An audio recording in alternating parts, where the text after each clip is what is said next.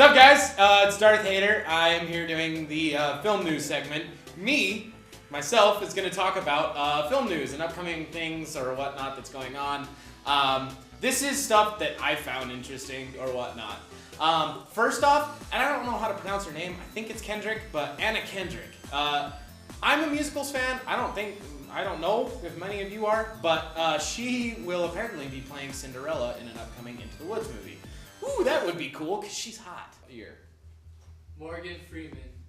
Is going to be in a Lego movie? Okay, hold up. What? Okay, so, I just learned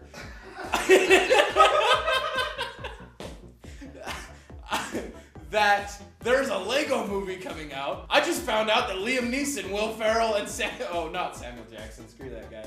Oh, not really, don't be mad, you'll beat me up. But Morgan Freeman. I also just learned that there's gonna be a trailer below in the links, so go check that out. I'm gonna do so as well. George Lucas weds Melody something, and to you, Watson. I am Waddy McFly, and today's movie review, I will be reviewing World War Z. Let's get right to it. So, down to the nitty-gritty. First things that I really liked about this movie was the really cool, like the way they portrayed the zombies. I mean, in a lot of zombie movies, you kind of feel like, oh yeah, there's zombies, but there's not a lot, and a lot of the times it's a lot of post-apocalyptic, which I still like a lot better than like right when the event is happening, which is this kind of movie, but it still worked out pretty well. I really like just how there was tons of zombies, because this is how I would imagine it would really be if it was actually happening.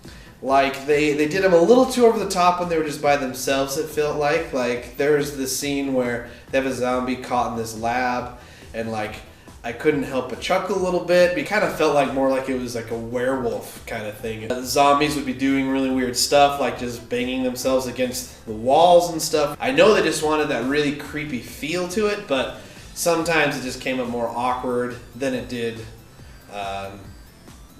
creepy. My favorite part about the whole movie was what the preparations they made. They wrap their arms in like a magazine so that they won't get bit into their arms. They use bicycles so that it won't cause a lot of noise. So we're going to introduce our new rating system, and how we're going to do that is, if we want you to see it in the theaters, like it's good enough you should see it in the theaters, we're gonna say see in theaters. Here, it means rent it. So go to Redbox, go to whatever, it's convenient to you, I guess, and spend the money just to rent it. And then we have the all-time low, which is skip it. It's not worth seeing. So for World War Z, this is kind of a tricky one because it's not like the best thing I've ever seen, and it's definitely not like the next best zombie movie like 28 Days Later or Zombieland or anything like that. But I do think it's worth seeing. So I am actually going to give it a see in the theaters. Hello everyone, I'm King Arthur and I'm here with the weekly viewer review. This week I reviewed Harold and Maude, a 1971 cult classic dark comedy starring Ruth Gordon and Bud Cult. Harold is a young man who doesn't have a lot of direction in his life, but his mother basically controls all that he does and is trying to get him married, and he is a little preoccupied with death. In order to get his mother's attention, he has to fake suicide multiple times.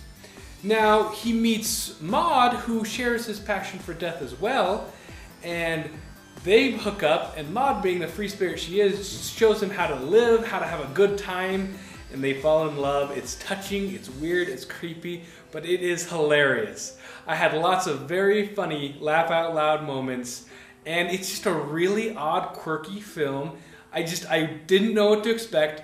I liked it a lot. I totally recommend it. Not for everyone. Dark comedies kind of has some disturbing moments, but I got a twisted sense of humor.